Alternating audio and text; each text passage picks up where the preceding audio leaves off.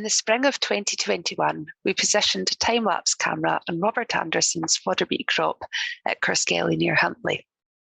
This captured a photo for every hour of daylight from sowing through to the end of November. It was a slow, cold and wet spring, and sowing was delayed until the middle of May, which is late for this farm. In this shot, we can see two varieties, Geronimo to the left of the camera and Monroe ahead and to the right. With the slow spring, this took longer than normal to germinate through the ground. By this shot, we're now in July, 2 months since sowing, and you can see there's some blanks in the crop. But it's really starting to grow and bulk, and in general, it looks lovely and green, healthy, and is starting to motor. You can also see from the changing weather and the lack of the window wiper on the camera that there was plenty of moisture to aid its growth. Now the canopy is closed over, and we are now at the end of July. You will start to notice how rapid the growth of the leaf is, but remember, underneath the leaf, the bulb is also bulking. The crop remains extremely clean and green, and you'll notice that there's very little wilted plants on show. Now we're in the middle of September. Harvest has happened, as you can see from the straw bales around the field.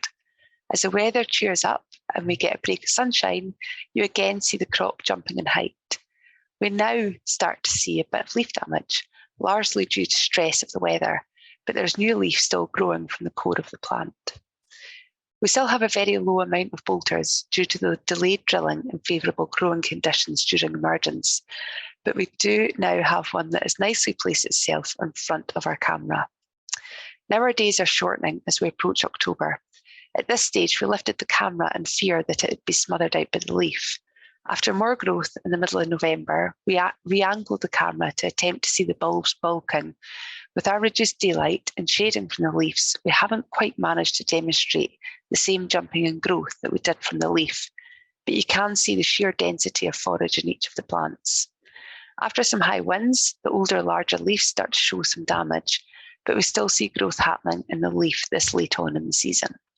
The camera was removed at the start of November, and since then, Storm Arwen hit the northeast particularly bad. The crop held up well, but the leaves have been damaged. This crop is now being offered to 650 breeding ewes who were transitioned on after tipping.